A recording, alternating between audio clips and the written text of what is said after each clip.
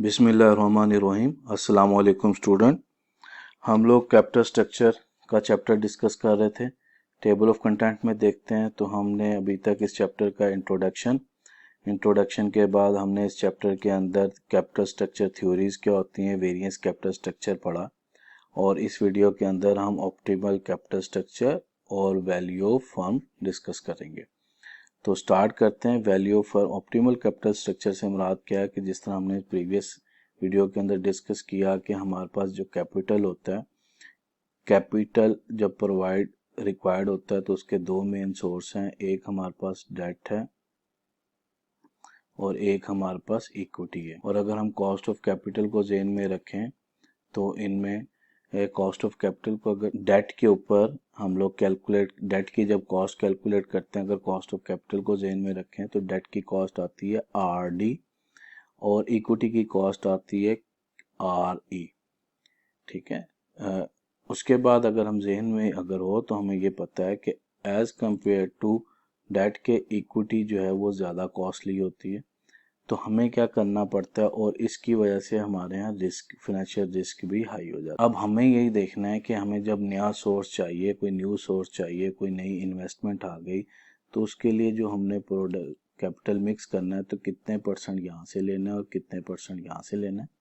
तो हमने वो सोर्स यूज़ करना है या मिक्सचर वो बनाना है जिस पे हमारी टोटल कॉस्ट जो होगी वो मिनिमम आए। अब उसके लिए हम ऑप्टिमल कैपिटल स्ट्रक्चर पढ़ते हैं। उसके तीन मेथड्स हैं जो हम डिस्कस करेंगे यहाँ पर। First one is value of the firm, second one is EBIT and EPS approach और third one is estimated value approach. तो ये तीन अप्रोचेज हैं जो वन बाय वन पढ़ते हैं। सबसे पहली अप्रोच जो है वैल्यू ऑफ फर्म अप्रोच, उसको हम स्टार्ट करते हैं। तो वैल्यू ऑफ फर्म अप्रोच क्या है? ये बेसिकली अकाउंटिंग बेस्ड। कहते हैं in general it is believed that the market value of the company is maximized when the cost of capital is minimized. Reason है जहाँ पर आपका वैल्यू मैक्सिमम होगी वहीं पे कॉस्ट मिनिमम होगी, या जहाँ पर आपकी कॉस्ट मिनिमम होगी वहीं पे आपकी वैल्यू मैक्सिमम आएगी।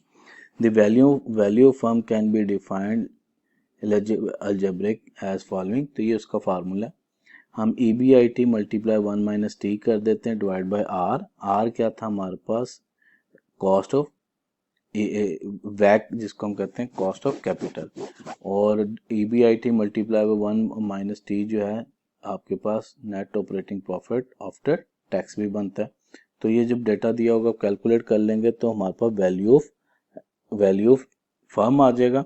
और ये वैल्यू ऑफ फर्म हमें बताएगी कि हमें अब कैपिटल स्ट्रक्चर क्या रखना है, क्योंकि कैपिटल स्ट्रक्चर में जो डेट रेशियो उसकी बेस पे आप EBIT और टैक्स को एडजस्ट कर रहे हैं। ठीक है। तो वहाँ से हमें कॉस्ट भी पता चल रही है और कॉस्ट मेन सोर्स है जिससे हमें वैक के अंदर हमारे पास डेट भी इन्वॉल्व होता है और इक्विटी भी इन्वॉल्व होती है। तो यहाँ पर पता चलेगा कि जहाँ पर कॉस्ट मिनिमम होगी वहीं पे वैल्यू हमारे पास मैक्सिमम होगी। तो स्टार्ट करते हैं यहाँ पर। तो ये हमारे पास E13.5 है।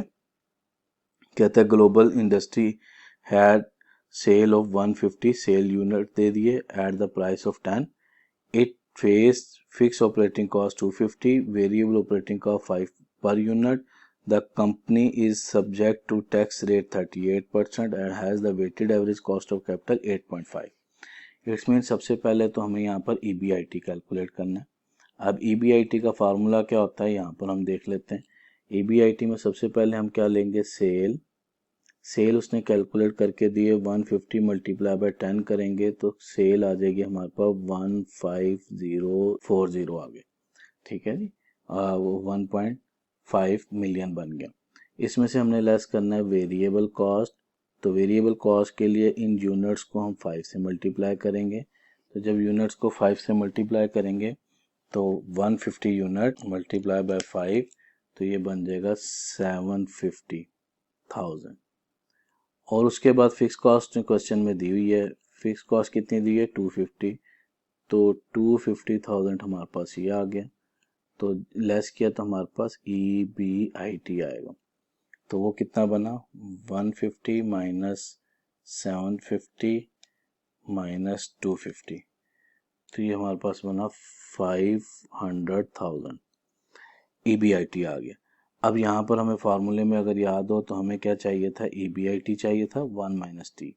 तो डेटा पुट करते हैं, V is equal to EBIT, वो आ गया 500,000 माइनस 1 मल्टीप्लाई उसको करना था 1 minus T, T mean tax rate वो दिया हुआ उसने 0.38, ठीक है जी। और उसके बाद क्या करना था, उसको डिवाइड कर देना था वैक से, और वैक दिया हुआ 8.5% मीन 0.085। कैलकुलेट करेंगे तो 310,000 डिवाइड बाय 0.085, तो ये वैल्यू ऑफ फर्म बनी आपके पास 3647058, ये आपके पास आ गई वैल्यू ऑफ फर्म। तो जहां पर आपके पास वैक सस्ता होगा वहां पर वैल्यू ऑफ फर्म सबसे ज्यादा आएगी। तो ये कैलकुलेशन थी। जज़ाकल्लाह, अल्लाह हाफिज।